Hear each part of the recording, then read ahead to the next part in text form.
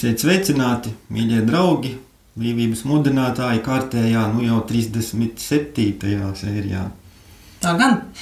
Tiesa gan, pēdējā laikā mums ir sanācis tā nevisai regulāri. Pie jums ierasties, tas ir saistīts ar vairākām lietām. Ir arī tāda lieta kā darba grafiki, un tad ir tāda lieta, ka faktiski jau visu šo laiku tā lapa arī bija tik ļoti nocenzēta, ka maz kurš tur varēja kaut ko redzēt. Tagad ir kā noņēmuši nost to. Nezinu, cik ilgi tur tā būs.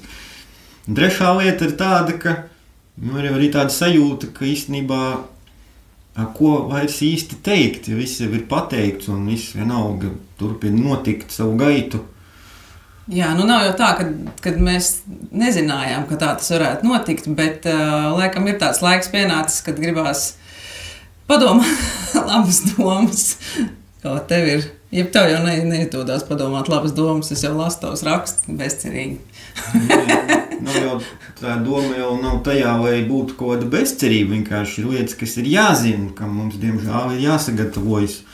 Par to gan sižets īsti nav. Jā, es uzrakstīju par to, kas ir noticis. Tātad, ceries, tu dziedāji tādu dziesmu, nē, manis nav. Tu arī viņu dziedāji. Tagad mēs tā varam teikt, ka mūsu nav, jo tādā ziņā, ka nav vairs vīriešu un sieviešu dzimuma kā tāda Eiropas Savienībā vairs nav. Tas tika izdarīts pat 22. novembrī, tur bija tas balsojums, kur ne tikai tur valsts suverenitātes tika pamatīgi nogrieztas, bet visos tajos pantos, kur līdz šim figurēja vīriešu un sieviešu līdztiesība, tas bija tas pats pamata dokuments, Eiropas Savienības līgums, uz kā tas viss vispār turās, kas ir, protams, augstāks par nacionālo valstu konstitūcijām, likumiem. Nu, lūk, tur tagad viss ir izņemts, tur ir tagad dzimumu līdztiesība. Cik mums ir dzimumu? Nevis mums, bet cik viņi ir izdomājuši? Mums ir 2. Jā, mums ir 2. Viņiem ir daudz, ar to viņus arī var apsveikt, lai viņiem veicās, un viņu bērniem, bet, situācija tāda, kāda viņa ir, tāpēc mēs šodien ļoti demonstratīvi saģērbāmies rozā un zilā, tā kā šitie, kuriem, kur aizspriedumi, kad puisīšiem jāģērbjās zilā un meitnītēm rozā, tad mēs arī tā saģērbāmies, mēs mēģinām pateikt to, ka tomēr laikam ir tikai puisīši un meitenītes, un tie, kas pārējiem ir, tas tā kā ne pie mums tas. Tiešā valodā sakot, ir 2 dzimumi, un tad tie pārējie ir kaut kādas, garīga rakstura traucējumi. Tie ir. Gadās. Diemžēl ir tā, ka faktiski jau vairs pat nav jēgas, jau vairs nozīmes, vai tā Stambulas konvulsija ir vai nav pieņemta, jo tur jau viss ir izdarīts. Saknē jau ir viss izdarīts. Tā kā, un arī tai sakarā 30. novembrī, cik zināms, tiks mēģināts stumt cauri arī to 2 lasījumos vienā dienā. Tik ļoti steidzami to vajag izdarīt viņiem, un droši vien jau viņi to arī izdarīs, būsim jau godīgi. Bet mēs centāmies. Mēs centāmies, un principā jau nekas jau nav mainījies, tāpatās agrāk vai vēlāk, un beigās viss ir atkarīgs tikai no mums pašiem. Kā mēs redzēsim šo pasauli, kā mēs audzināsim savus bērnus, kādas vērtības mēs viņiem ieliksim, lai tie, kuriem ir 118 dzimumi un savādas personīgās izklaides, lai nevarētu mūs ietekmēt un tos, kuri nāks pēc mums. Tā kā mums ir vēl daudz darba priekšā, bet ne tāpēc mēs šeit savācāmies. Mēs savācāmies, lai pavēstītu par to, kas vēl pasaulē notiek. Vēl tikai pēdējā piebilde šajā sakarā ir tāda padomāt, cik tas sanāk ironiski un ciniski un stulbi, mēģinot pasniegt šo konvenciju kā aizstāvību, kā sieviešu aizstāvību. Jā. Ja vispār sievietes kā jēdziena vairs Eiropas Savienībā nav, ko tad aizsargāt? Nedaudz sāp smadzenes. Tevis nav. Ne, manis nav. Bet situācija ir sekojoša.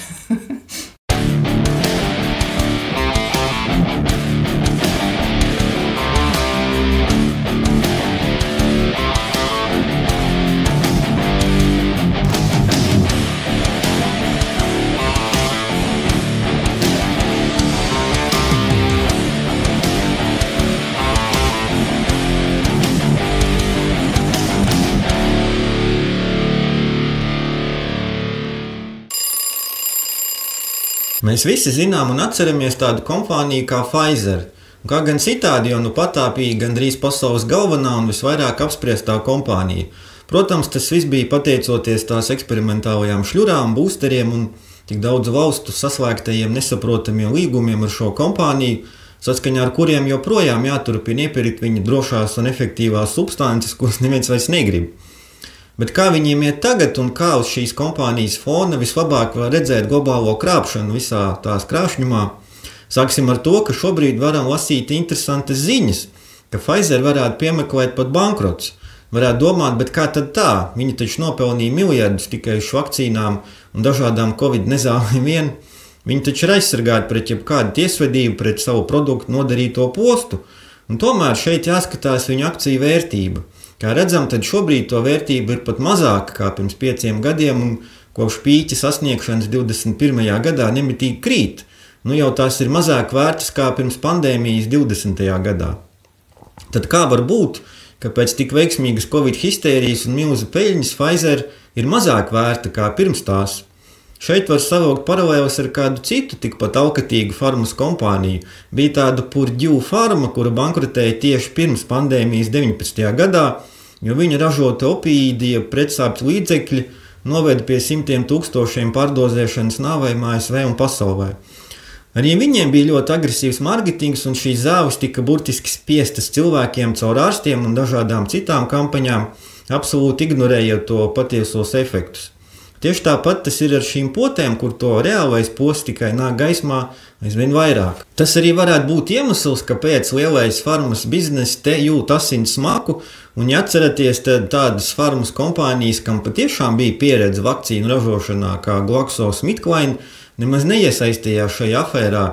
Tā vietā mums bija eksperimenti ar organismam svešām tehnoloģijām un kompānijām, kas nekad nebija radījuši pat vienu farmas produktu, kā Moderna. Cim redzot, ka GSK jau pašā sākumā saprata to, ka ilgtermiņā šis nestrādās. Produkts, kas nenovērš izplatību, nepalīdz pret saslimšanu un kas jāšpricē un atkal, pretēji visiem solījumiem, kā tad to citādi nosaukt, ja ne krāpšana globālos apmēros. Pastāv iespēja, ka Pfizer legāla aizsardzība var arī tikt anulēta, ja viss šis tiks oficiāli pierādīts, un tad nekādas naudas nepietiks, lai izmaksātu visiem cietušiem kompensācijas. Un neviens nezina labāk, kā šīs lietas strādā, kā pats galvenais planētas labdars Bills Gates. To saucamo Pfizer poti viņi ražoja kopā ar vēl vienu kompāniju BioNTech. Arī viņu akcijas, kā redzams, pēc tā paša pīķa sasniegšanas tagad ir 3 reizes lētākas. Un ko tad izdarīja Bills? 19. gada septembrī, burtiski dažus mēnešus pirms globālās histērijas sākšanās, Bill un Melindas fonds iepirkās vairāk kā 1 miljons BioNTech akcijās. Toreiz tās maksā apmēram $18 gabalā. Tad sākās viss tas, kas sākās, un Bills, būdams Bills, bija arī aktīvākā pošu runājošo galva, mudinot vakcinēt visus un 3 reizes. Tad pienāca 21. gads, un akcijas sasniedza savu augstāko vērtību, apmēram $300 par vienību. Tieši tajā brīdī Bills pārdeva gandrīz 90% šo savu akciju, nodrošinot $260 miljonus tīro peļņu, kas turklāt nav apliekama ar nodokļiem, jo tas taču iet caur labdarības fondu. Citiem vārdiem sakot, peļņa bija 15 reizes lielāka kā sākotnējā investīcija. Tāpēc jau Bills ir tas, kas viņš ir. Tūlīt pēc tam šī vērtība sāka kristies. Nevien tas, bet pēc šī un vēl līdzīga darījuma ar vienu citu kompāniju, CureVac, kas arī ir Vācijas kompānija, kur viņš pārdeva gandrīz 1,5 miljonu akciju, tai pašā laikā sekoja arī viņa intervija, kur 21. gada novembrī, pēc tam, kad viņš jau bija veiksmīgi atbrīvojies no šīm vakcīnu akcijām, viņš paziņoja to, ka mums vajag jaunu veidu, kā taisīt vakcīnas. Iepriekšējās izrādās neaptur ne saslimšanu, ne transmisiju, un tas viss pēc tam, kad pasaulē jau tika izlietot gandrīz 13 miljardi šo injekciju. 13 miljardi 184 valstīs, tie ir pagājušā gada oktobra dati. Taču jau gadu pirms tā Bills savā intervijā atklāti paziņoja, ka šīs potes nekam īsti nedara, nonākot pretrunā pats ar saviem apgalvojumiem vēl tā paša 21. gada jūlijā, kur viņš tās vēl slavēja kā pandēmijas beigu iemeslu. Taču tad viņam vēl bija attiecīgās akcijas, bet tagad to vairs nav. Līdz ar to planētas labdarim nebūs nekādas atbildības par notiekošo, peļņa viņam ir kabatā un ir neskaitām citi projekti, kur to ieguldīt, kamēr cilvēkiem parastajiem nāksies cīnīties par savu veselību un dzīvību. Arī attiecībā uz šo BioNTech kompāniju savaukas sūdzību mākoņi. Vēl šī gada vasarā jau bija ziņas par to, ka vairākas advokātu firmas ir iesniegušas veselu sēriju ar prasībām par kompensāciju saviem klientiem, kas cietuši no šīm efektīvajām pēdiņās potēm.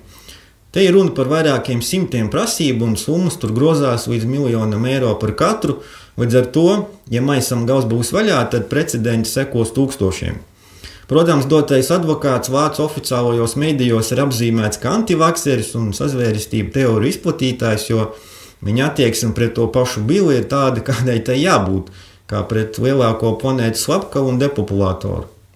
Kā viņiem tur ies un vai izdosies pierādīt potes saistību ar veselības pasliktināšanos, to mēs redzēsim, bet jādomā, ka to lietu vienkārši būs tik daudz, ka vairs nebūs iespējams to visu noslēpt. Bet planētas doktorim Billam ar to visu gan nekāda sakara laikam jau nebūs. Taču mēs varam daudz ko mācīties, vienkārši paskatoties uz lielu afēristu darbībām, lai saprastu, ko viņš un tam līdzīgie perina pret mums nekā personīga, tikai biznesa. Kā jau būsiet novērojuši, tieši Billa un Melindas fonds ir viens no galvenajiem planetāro afēru bīdītājiem. Tieši Bills ir bijis eksperts visos svarīgākajos jautājumos. Viņš ir gan planetārais dakteris, gan klimata zinātnieks un lielākais agrikultūras speciālists. Tie ir tikai daži no viņa darba lauciņiem. Diezgan interesanta karjera, ja atceramies to, ka 90. beigās viņš bija ļoti nepopulārs tēls, kam bija tiesvedības par monopolu stāvokļu ieviešanu saistībā ar viņa vadīto Microsoft. Bet tad viņam tika veikts tā sauktais rebrandings, un viņš kļuva par filantropu un labdari. Šodien reti kurš vairs atceras tos laikus, kad viņš pratināšanā nespēja salikt kopā pat divus teikumus. Bet acīm redzot, ka liela nauda padara par ekspertu visās jomās. Nu pat nopelnījis kārtējos miljonus uz toksisko pošu kompāniju akcijām, viņš kopā ar draugiem ķeras pie nākamā globālā projekta. Burtiski nu pat 8. novembrī virtuāli tika palaista kārtējā iniciatīva ar nosaukumu 50/5. Tā ir kampaņa, kuras nolūks ir izveidot digitālo infrastruktūru 50 pasaules valstīs līdz 2028. gadam. Nu jau pat ātrāk kā visur skandinātais 2030. gads. Šī ir kārtējā cilvēku nevēlētā globālā oligarhāta agenda, lai pātrinātu tehnokrātisko kontroli par mums. Digitālais ID, digitālā nauda un visu datu pilnīga izsekošana. Jā, ar šo viņi negrasās likties mierā. Šeit atkal redzam tos pašus ierastos labdarus – Rockefeller fondu un, protams, ANO. Turklāt tas nenozīmē to, ka tās būs tikai 50 valstis. Tās ir tikai pirmās, kurām plāno pievienot arī pārējās. Šīs sistēmas aprakstā teikt sekojošais. Digitālā publiskā infrastruktūra nozīmē drošu un savstarpēji savienojamu komponentu tīklu, kurā ietilps digitālie maksājumi, ID un datu apmaiņa. Tas ir kritiski nepieciešams dalībai jaunās digitālās ēras tirgos. No šeit teiktā aptuveni ieskicējis viņu jaunās pasaules kārtības plāns. Tā nav gluži vienota pārvalde vai sistēma visai pasaulē, bet tie ir savstarpēji savienojumi, dažādu valstu digitālās infrastruktūras modeļi, kas veido vienotu kopēju tīklu. Pēc būtības tas ir tieši tāpat, kā bija ar potnieku pasēm, bez kurām mēs uz brīdi faktiski tikām izslēgti no sociālās dzīves, atstājot tikai pašu minimumu. Bet šis ir daudz plašāks pieejams, jo, kā jau sen esam teikuši, potes bija tikai iemesls izmēģināt šo sistēmu un piespiest cilvēkus pieņemt QR kodus. Tā vienkārši bija visērtāk, jo panikā esoši ļaudis parasti necenšas īpaši domāt. Taču tagad digitālais ID nozīmē to pašu. Bez tā arī neko nevarēs iesākt. Turklāt bez šīs digitālās infrastruktūras arī veselas valstis nevar piedalīties jaunajā ekonomikas modelī, kur tām sola neskādu labklājību un attīstību. Pirmās 50 valstis būs digitālie līderi. Kas tās būs, mēs šobrīd vēl nezinām, bet zinām pirmās 11. Tās jau šajā kartē ir atzīmētas. Interesanti, ka 4 no tām ir Āfrikā, bet vēl interesantāk, kas ir pirmās 3 Eiropā. Tā ir Norvēģija, Moldova un Igaunija. Jocīgi, ka tieši šīs ir aktīvākās globālistu pakaļskrējēju valstis, īpaši Igaunija, bet lai tas mūs neizbrīna. Mēs te daudz ko dzirdam par to, cik tālu tā sauktie lēnie Igauni ir mums priekšā savā attīstībā. Taču uzmanīgi ieskatoties var ieraudzīt to, ka faktiski tas ir līgums ar pašu nelabo. jo vēl 21. gadā, augustā, PVO kartelis publicēja digitālo certifikātu vadlīnijas. Kā zināms, tad viņi ir pateikuši tieši to, ko sakām mēs. Eiropas prakse zvēra zīmes ieviešanā tiks pārņemta, lai izveidotu globālo digitālo ID, kur viss būs vienā. Vienalga, kādas pandēmijas vai kādas potes tajā paredzētas nākotnē. Šo vadlīniju veidotāju sarakstos redzam veselu kaudzi ar Pasaules bankas darbiniekiem. Protams, ka te ir Billa un Rockefeller fondi, un tad te ir arī Igaunijas valdība. Patiešām vēl 20. gada oktobrī tās pašas PVO mājaslapā ir ieraksts par to, ka Igaunijas valdība tās toreizējā premjera Juri Ratas personā ir parakstījusi vienošanos ar PVO karteli par digitālā certifikāta izstrādi. Nez vai Igauni to zina, ka viņa politiķi ir viena no pašiem galvenajiem globālās afēras dalībniekiem un ka šī zeme ir acīm redzami izvēlēta kā viens no globālistu pilotprojekta visa veida verdzības sistēmu ieviešanai. Ne jau velti tur sen ir ratificēta gan Stambulas konvencija, gan steigā izgrūstas cauri vienzimuma laulības. Zinot visu šo, it nemaz vairs nav vēlmes noķert vai apdzīt šos mūsu ziemeļu brāļus, jo viņiem uzspiestais kurs ir diezgan drūms. Pilnīga digitalizācija, kontrole pār katru cilvēku soli un darbību. Šajā gadījumā atkal ir tā reize, kad mūsu atpalicība kaut kur nospēlē arī pozitīvu lomu. Reizēm lēnāk ir labāk un gudrāk ir mācīties no citu kļūdām, lai nepieļautu savējās. Šai nedēļā vietējie mediji vēsta par beidīgi slavenā projekta ar nosaukumu Rail Baltica nedienām. Tas tika palaists jau pirms 13 gadiem, un to pabeigt bija paredzēts līdz 2030. Jau atkal šīs okulta maģiskais cipars, kas skaidri liecina par to, ka šis ir nekas cits kā viena no globālā oligarhāta mahinācijām. Un tā no pompoziem saukļiem par šī projekta nepieciešamību reģiona attīstībā esam nonākuši līdz tam, ka projekts ir jāpārdomā, tam nepietiek naudas, un neskatoties uz to, ka stacijā būvdarbi notiek, beigās var izrādīties, ka šis slavenais vilciens vispār Rīgā pat nepieturēs. Vārdu sakot, varētu vienkārši par to visu pasmieties, jo kā gan citādi varēja būt pie šīs valsts birokrātijas, kleptokrātijas un šizofreniskās pārvaldes. Šādos projektos vienmēr viss tiek sadārdzināts, vienmēr uzvar režīmam pietuvinātie ar dārgākajiem piedāvājumiem un tā joprojām. Tomēr šo ir vērts aplūkot tuvāk, lai saprastu to, kāpēc vispār bija vajadzīgs tik neiedzīgi ambiciozs un finansiāli nepavalkams projekts. Vai tiešām Baltijas valstīs, kur cilvēks strauji izmirst un viss pamazām apstājas, ir vajadzīga tāda maģistrāla, it kā te būtu kaut kāda Tokija, ar tūkstošiem pasažieru katru dienu visos virzienos. Tad šis projekts jau no paša sākuma nebija ekonomiski pamatots, tas ir tīri ideoloģisks un politisks. Tas ir daļa no tās pašas zaļās afēras, jo te jau arī skaidri rakstīts par tiem pašiem CO2 izmešiem, ko tas ietaupīšot. Tas viss ir turpat, kur elektromobīļi un 15 minūšu pilsētas. Īsāk sakot, lai saprast, kas tas ir un kāpēc bija domāts, ir jāapskata viss lielais projekts ar nosaukumu Net Zero, jeb absolūtā nulle. Ar nulli te domāta pilnīga attiekšanās no jebkādas tās sauktās fosīlās enerģijas un pāriešana tikai uz tā saukto tīro zaļo enerģiju. Tas viss, saprotams, ir viena liela krāpšana, jo pietiek tikai paskatīties uz to, kā piemēram Skotijā pagājušā gada decembrī 60 veida turbīnas pēc bojājumiem vienkārši tika pieslēgts dīzeļģeneratoriem un tur bija vesela kaudze ar problēmām. Tās spēja strādāt tikai uz puslodzi, vairāk patērējot elektrību kā dodot, augsne izlīt tonnām eļļas un tā tālāk. Tāda un ir tā zaļā enerģija, nerunājot par to, kā vispār tiek ražotas visas baterijas un kur tās paliek pēc tam. Taču zaļā enerģija šobrīd nozīmē milzu subsīdijas no lielajiem naudas maisiem, un tāpēc arī tiek mēģināts realizēt šādus neprātīgus projektus.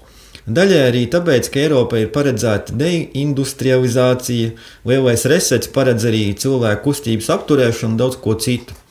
Šai sakarā ir jāapskata, kāds vēl 19. gadā iznāca dokuments tieši ar tādu nosaukumu – pilnīgā nulle. Te ir uzzīmēts un aprakstīts globālis ceļvedis tajā, ko viņi īsti grib izdarīt un attiecīgā laika posmi. Tad palasīsim, kas ir paredzēts no 20. līdz 29. gadam, jeb kas notiek tieši šobrīd. Izbeigt degvielas auto izstrādi, jebkuram jaunam auto jāsadara ar pilnīgo nulli. Dzelzceļš, tieši tas, par ko vispār šī tēma, steidzami jātīsta kā lidojuma aizvietotājs. Bet aiz 30. gada tam jākļūst par faktiski vienīgo pārvietošanās un arī kravu pārvadāšanas līdzekli. Tālāk redzam to, kas notiek ar lidojumiem. Līdz 30. gadam jāslēdz visas lidostas, izņemot Heathrow, Glasgow un Belfastu, jo visu citu aizvieto vilcieni. Šis konkrētais plāns ir domāts tieši Anglijai, bet principā tas pats jau attiecas uz visu globālistu kontrolēto pasauli. Bet 30. gadā jāslēdz jau visas lidostas, un pēc tam lidojumi vairs nenotiek vispār, ja vien jums nav privātā lidmašīna, protams. Tālāk pēc 50. gada varētu būt jau kaut kādas elektriskās lidmašīnas un vēl kaut kādi citi brīnumi, varbūt atgriezīsimies pie dirižabļiem. Tas pats attiecas uz kravu pārvadājumiem ar kuģiem, jo arī te viss ir pilnībā jāizbeidz. Te jāatgādina, ka dīzeļu kravas kuģi šobrīd nodrošina visas pasaules kravu asinsriti un preču apmaiņu, kas notiks tad, ja to visu aptur pilnībā, grūti pat iedomāties. Tad te vēl ir ēdiena sadaļa. Līdz 30. gadam gaļas lietošana jāsamazina par pusi, bet līdz 50. gadam tādas vispār vairs nav un to nepārvadā pat ar vilcieniem. Tas pats arī uz ierasto degvielu un kurināmo. Var sakot, līdz 50. gadam tiek plānots pilnībā pārveidot pasauli, kādu mēs to zinām. Ļoti daudz kam būtu jānotiek tieši jau tuvāko 7 gadu laikā. Paskatoties visu šo kopējo lielo plānu, top skaidrs arī tas, ka pēc tik intensīvi tiek stumts tāds pilnīgi neiedzīgs un dārgs projekts kā Rail Baltica. Tas vienkārši ir tāpēc, ka tas ir daļa no šī oligarhāta plāniem iespundēt cilvēkus pēc iespējas mazākās teritorijās, apturēt starpkontinentālo satiksmi un kravu pārvadājumus, un tad katram pievienot izmešu skaitītāju, līdz ar to ierobežojot gan ikdienas patēriņu, gan ceļošanu, jo viss tas taču bojā planētu. CO2, izmešu nodokļi un viss pārējais. Vai ko tādu iespējams vispār izdarīt, un vai visas valstis un sabiedrības tam piekritīs, gribētos ticēt, ka tomēr nē, jo rietumi ar savu degradāciju jau nav visa pasaule, te notiek arī citas lietas, un daudzi nemaz negrasās atteikties no ierastās lētās enerģijas, kas nodrošina jebkuras valsts ekonomisku izaugsmu un labklājību. To visu dara tikai pilnīgi ķerti politiķi un oligarhāta kalpi. Diemžēl mūsu zeme ir pilnīgā viņu kontrolē, un tāpēc mums ir šis neprātīgais projekts, kurš gan draud ar izjukt un kam var nepietikt naudas. Zinot šo lielo plānu, tā faktiski ir laba ziņa, ka tas sāk jukt un ka pasaulē nāk gaismā visu šo afēru patiesie nolūki, kam sakars ir tikai ar kontroli un nekādi ar planētu vai klimata pārmaiņām. Un arī šoreiz nedaudz par tām pašām klimata pārmaiņām. Par cik tas nu reiz ir bubulis, ar ko var biedēt cilvēkus faktiski bezgalīgi un reizē pelnīt lielu naudu, īstenot totālo kontroli un uz tā pamata censties ieviest jauno pasaules kārtību. Tad šī tēma ir un būs aktuāla vēl ilgi. Joprojām varam lasīt apokaliptiskus un pilnīgi absurdus rakstus arī mūsu dzeltenajā presē. Piemēram par to, ka cilvēki esot zaudējuši kontroli pār klimatu un viss ir zudis. Ledāji kūst un visi mirs globālā karstuma Cerbera ellē. Apmēram tādi tie virsraksti ir, un laikam jo stulbāk, jo labāk. Citādi kāds tiešām tam var noticēt. To viņi dara jau pēdējos gadus 50, un nekas nav noticis. Tāpat laikā esam jau pieminējuši to, ka, lai gan cilvēks principā klimatu par lielam ietekmēt nevar, vismaz ne tādā veidā, ko to mums cenšas iestāstīt globālisti, aicinot ierobežot visu iespējamo un vispār nedzimt. Taču tajā pašā laikā centieni kaut ko tomēr kontrolēt ir tikpat seni kā pati cilvēce. Bija sižets par tā saukto ģeoinženēriju, kas ir milzu biznesa un gaisā tiek kaisīta ķīmija, lai izsauktu vai novērstu nokrišņus, veidotu mākslīgu klimatu kā Dubajā un pat aizsegtu sauli, ko plāno jau daudzkārt minētais psihopāts Bills. Bet šoreiz mūsu rīcībā ir kāds interesants dokuments no tālā 96. gada. Tas ir ziņojums ASV gaisa spēkiem, izpildīts pēc viņu pasūtījuma, un tā nosaukums ir laikapstākļu pakļaušana līdz 2025. gadam. Tas faktiski ir metožu un tehnoloģiju apraksts, kā ASV militāristiem sasniegt kontroli pār klimatu, manipulēt ar to, izraisīt mākslīgus laikapstākļus un izmainīt esošos. Tam pamatā ir planetāra mēroga elektroniskais tīklojums, kas ļauj nepārtraukti mērīt un izsekot laika apstākļus reālajā laikā ar augstu datu pārraides ātrumu, kas sevī ietver meteoroloģiskos, okeanogrāfiskos un citus datus. Tie ir sensori augsnē, ūdenī, kosmosā, bāzes stacijas un satelīti. Un otra daļa ir mehānismi, kā ietekmēt laika apstākļus. To var izdarīt vai no ar enerģētisku iedarbību, vai ar dažādām ķimikālijām. Ir teikts, ka daudzas no šīm tehnoloģijām jau toreiz ir izstrādātas, un šis projekts ir tuvāk realizācijai, kā varētu domāt. Nu jā, jau sen ir HAARP, tagad ir arī CERN, virs kura nemitīgi veidojas dažādas anomālijas, virpuļi un kaut kādi portāli. Arī ķimikālija pielietošanā ASV speciālistiem ir pieredze. Vietnamas kara laikā tika intensīvi kaisīts Agent Orange, lai saindētu džungļus, kas turpmākajās 10 gadēs izraisīja masveida izkropļotu bērnu dzimšanu attiecīgajos reģionos. Dažiem vēl joprojām liekas, ka ķīmiskās trases ir sazvērstība. Tad iepazīstieties ar šo ziņojumu. Jo šīs metodas vēl nav nekas īpašs. Nākamais solis attīstībā ir karbona putekļu kaisīšana debesīs, ko veic radariem neredzami droni. Tas ir paredzēts lietus mākoņa radīšanai un lietusgāžu reakcijas izsaukšanai. Respektīvi, ja nepieciešams apludināt kādu teritoriju vai noslīdzināt ražu, tad lūk, kā to dara. Tālāk aplūkoti veidi, kā izkliedēt miglu. Tam vislabākais veids ir mikroviļņi, atmosfēras uzkarsēšana ar tiem. Ir aplūkoti arī eksperimenti, kā ar dažādu gudro materiālu, jeb nanotehnoloģiju palīdzību var miglu pēc vajadzības arī ģenerēt. Tiek runāts arī par ļoti daudzsološām tehnoloģijām vētra modifikācijā, mākslīgās elektriskās izlādes, jeb zibeņi, vētru radīšana, novēršana un virzīšana pareizajā virzienā. Tiek atzīts, ka šī sadaļa ir pati bīstamākā iejaukšanās dabas procesos, taču militāristiem tas netraucē tādus eksperimentus veikt. Jāķers klāt arī Zemes ionosfērai. Ar mikroviļņu, radioviļņu, lāzeru, ķimikāliju un nanotehnoloģiju palīdzību nepieciešams veikt arī izmaiņas tajā. Veidot kaut kādus spoguļus, kur savukārt paplašina komunikāciju iespējas un tā tālāk. Un visbeidzot tiek piedāvāta vīzija, kā darbojas mākslīgais klimats.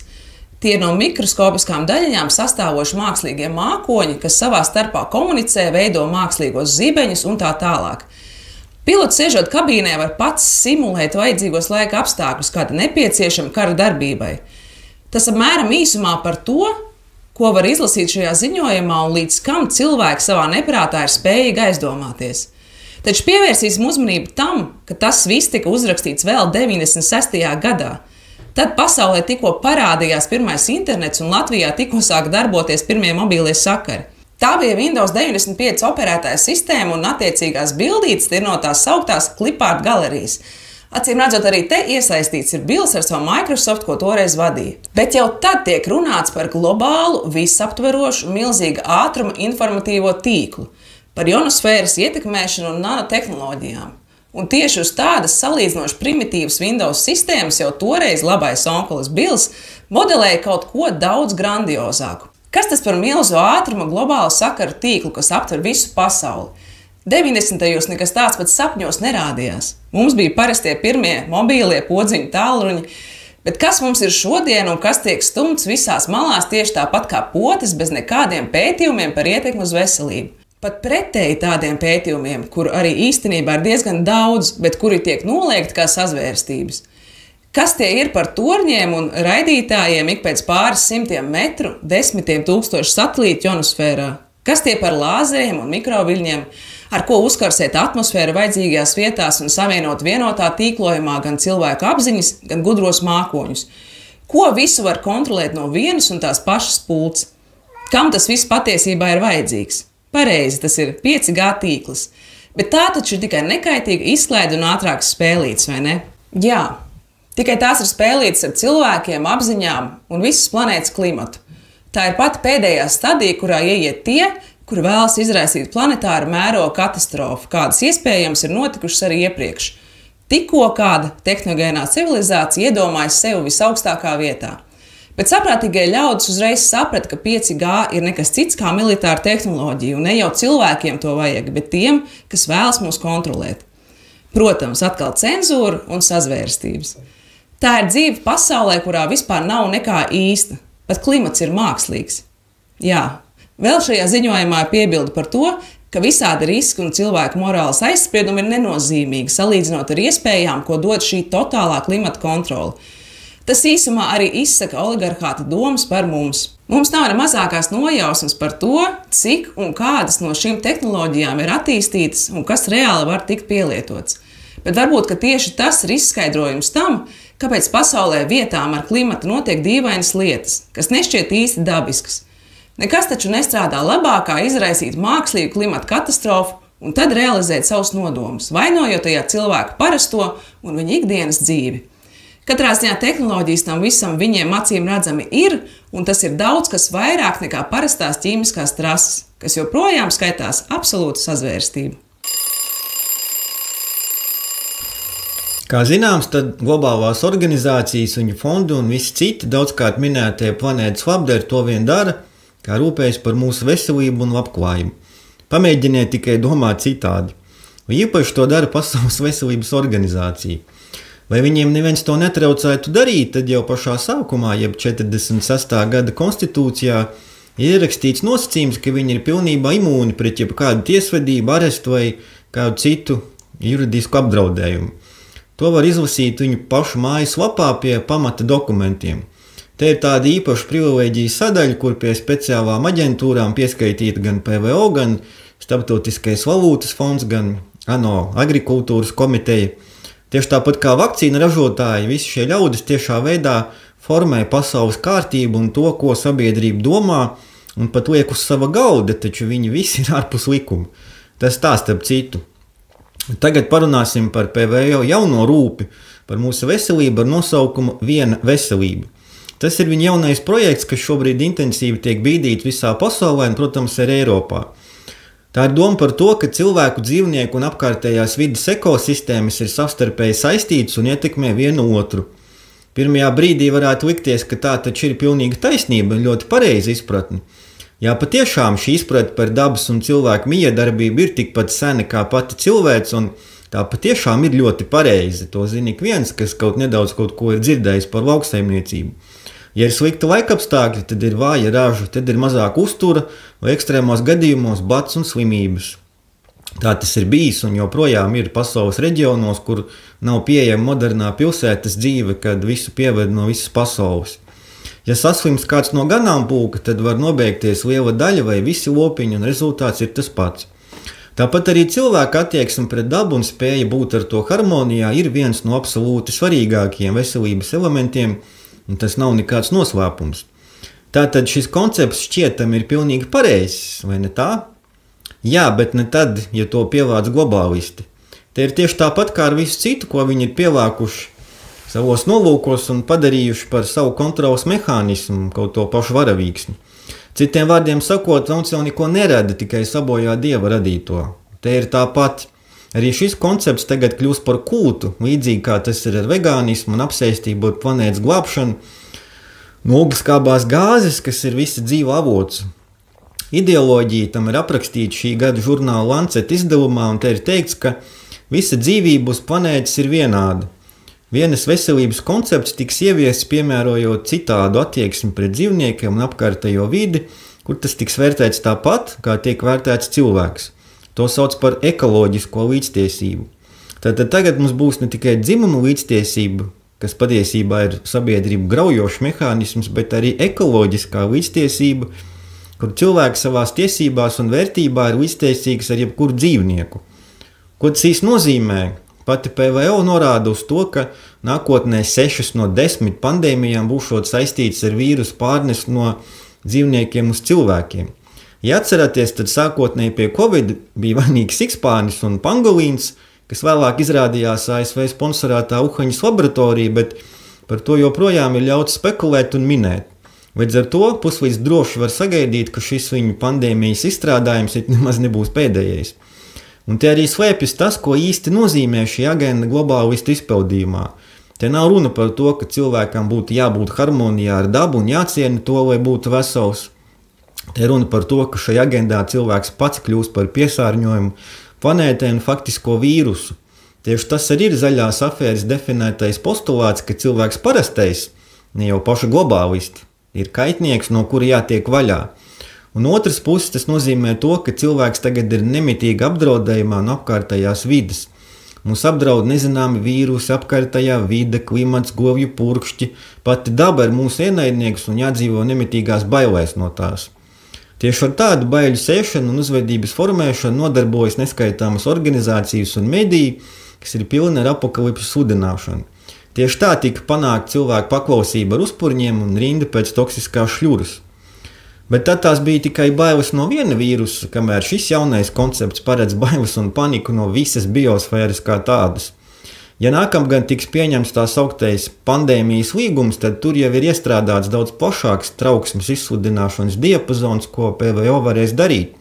Faktiski iekļaujot tajā ikvienu līdz šim normālas dzīves aspektu, klimatu ieskaitot. Visnotiekošais pasaulē tagad var būt trauksme un attiecīga paklausīgo režīmu reakcija. Kā tas strādā, mēs atceramies no iepriekšējiem lockdowniem. Līdz ar to šis koncepts un sākotnēji pareizi ir pārvērsts par vēlnišķīgu izkropļojumu, kurā cilvēks ir ienaidnieks dabai un tā ir ienaidnieks mums. Bet no visa tā aizsargāt apņemas mūs tas pats oligarhāts ar kārtējiem ierobežojumiem un jaunām vakcīnām, stāstot to, ka viss ir mūsu drošībai. Tieši tas ir viņu mērķis, to visu bīdot, vēl vairāk kontrolas, vēl vairāk totalitārismu, un tagad sargāt mums vajadzēs ne tikai no viena vīrusa, bet vēl no daudzām citām lietām. Bet kas ir jādara mums? Šeit atbilde ļoti vienkārša. Mums nevajag šo viņu konceptu, bet savā dzīvē jāpielieto tas, kas ir īsts un patiesis. Harmonija ar dabu, savstarpējā miedarbība ar to, cieņa pret visu dzīvo, tas viss ir īsts un tas darbojas. Tāpēc nav jāizdomā aizvien jaunas zāves un potes, ja slimība iemesli ir un paliek tie paši, kas vienmēr. Disharmonija, stress, bailes, zināšana, trūkums par organismu, kā ekosistēmu, kas spēj sevi dziedināt pati, miedarbība ar dabu un kosmosu. Ir vienkārši jāpraktizē tas, kas mēs esam, neatraut no vispārējā, kas eksistē un kas ir radīts. Tad nebūs vajadzīga ne toksiskā farma, ne globālajie parazīti, kam interesē tikai vara un nauda, nevis mūsu veselība.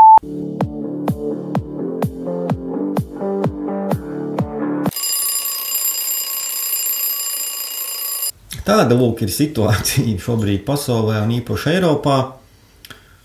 Un tad, protams, paliek jautājums, bet kā tad šajā visā mums būt un kā mums dzīvot? Jo ir jau gan tā, ka lai arī cik stulbi tie likumi būtu, vienmēr jau ir cilvēku pašu ziņā vai iekļauties tajā, vai tomēr tā kā nē. Es domāju, ka šajos laikos mēs katrs sevi esam jau pārbaudījuši par to, vai mēs jūtam, kuriem likumiem klausīt un kuriem nē.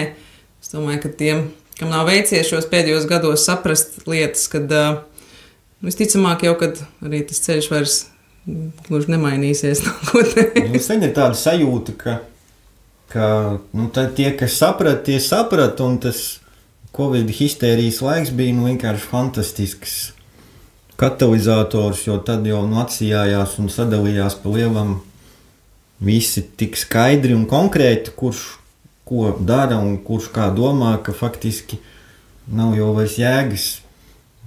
Vai arī, kā arī gribētos, bet laikam jau jāatzīst, ka, piemēram, tagad tas Saeimas atlaišanas kampaņa risinās un ir savākt 30,000 parakstu, bet būsim jau godīgi, tas īstenībā ir ļoti maz. Tas ir ļoti maz, jā. Sākumā tur pirmajās dienās cik bija, tik arī bija, un tagad, diemžēl, atkal viss ir apstājies. Un kaut kā tā sanāk, ka laikam jau, tad varbūt arī ir tikai 30,000 cilvēku šai valstī, kam tiešām rūp, kas te notiek, es nezinu.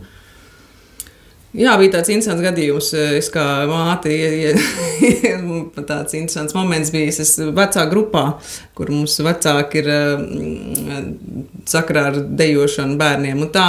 Un kāda no mātēm ir šajā vecā grupā, kas, protams, nav nekāda sakara ar šo visu situāciju, biešērojas par to, kad ir jānobalso par Saeimas atlaišanu. Un šeit sievietei atbildi no citas mātes bija, ka šī jau nav tā gluži grupa, kur tas būtu jāraksta. Un tad bija tāda jocīga sajūta, kur tad tas ir jāraksta? Vai tad tas nav primārais mūsu kā pieaugušo, kā vecāku, kā cilvēku, kas veido nākotni saviem bērniem, interesēs? Tad kur tas ir jāraksta? Varbūt cilvēkiem ir tik ļoti neērti par to runāt, ka tas ir speciāli aizvērtas acis apzināti, kā jau arī viens pazīstams teica, ka es vairs neticu, ka cilvēki nesaprot. Tā ir apzināta izvēle.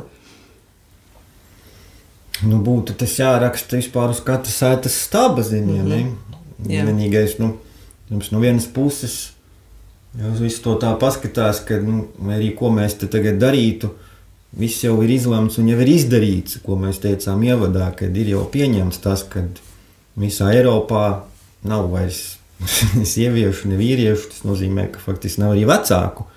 Ir kaut kādi radījumi, būtnes, 1 un 2, viss tas tur ir jau, līdz ar to, cīm redzot jau, ka šis te ceļš uz to pašu dibenu, viņš būs tik ilgi, kamēr atsitīsies.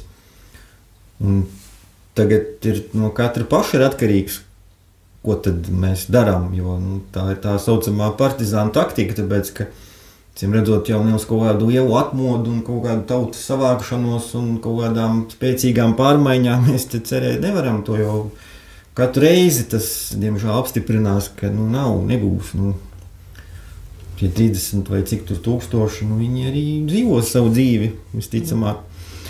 Tā kā jā, lai kā tur būtu, viss ir mūsu un Dieva rokās. Es gribu ticēt, ka varbūt tie, kas palaida garām Covid laikā, kas ir un kas nav īstenība patiesība, ka varbūt tomēr šajā laikā ir arī cilvēki, kas pievienojas tomēr, nevaram saukt to par mūsu kustību, atmodas kustību. Labi, sauksim to tā, kāda starpība. Kad ir cilvēki tomēr, kas arī kas ir potējušies, kas sāk saprast lietas un kas varbūt, kuriem ir jāspiež uz citām pogām un kas varbūt tas viņiem atver acis, ka viņu pašu veselība varbūt nebija tas, kas norezonēja, teiksim, jā, lai pieņemtu pareizos lēmumus, bet kad sāk iet runa par bērniem, par tuvākajiem, varbūt tas ir, kas nospēlēs, bet ir, protams, tādi, kuriem nekas nepalīdzēs vairs, bet, tas nav mūsu, diemžēl, vairs ziņā. Žēl, ka... Tas ir tāds jautājums, kur, ir jau viņš kaut kad būs jāuzdod, bet vai tad tāda tauta, kam nekas neinteresē, vispār nākotnē ir vajadzīga, ka nav, tā nav. Jau visiem sanāk, vai ne? Bet, tāpat laikā gribētos jau vēl ticēt, ka viss tas absolūtais ārprāts, ko mēģina uzspiest mums tie, kas ir pie varas tā Eiropā, kur ir pilnīgs vienkārši satanisms. Tomēr jau pēdējā laika notikumi rāda mazliet, ka daudzās, vēl ne daudzās, bet vairākās valstīs patiešām ir ļoti krasi nomainījusies politiskā vide. Slovākijā ievēlēja cilvēku, kurš ir pret visām tām lietām, ko dara. Pat Nīderlandē esot bijusi šokēta visa progresīvā sabiedrība, jo tur arī ir ievēlēts, vai balsu vairākums, tur ir cilvēks, tie ko sauc par populistiem, tie galēji labējie, kas ir, viņi saukus ir vienkārši holandiešiem, vai ne? Nes kāpēc tāda politika tiek dēvēta par kaut kādu ekstrēmistu, galēji, šausmīgi, kaut kādu nepareizi, viss ir šokā, ko tagad darīs. Ko jūs iedomājaties? Kam tad jābūt ir? Kam jābūt ir Latvijai? Kam? Latvija latviešu rokās vispār kāds izklausās? Mums izklausās galēji, labēji, ekstrēmiski, teroristiski, mums jādomā par visiem citiem ir, acīm redzot, tikai ne par sevi. Jā. Ja skatās, ko mūsu politika dara. Jautājums, ko mēs darītu, ja tā Latvija tiešām būtu mūsu rokās ar tiem 30,000, kuriem kaut kas interesē? Tas ir cits jautājums, jo it kā jau viņi bija mūsu rokās 32 gadus. Tā runāja it kā, bet... nebija.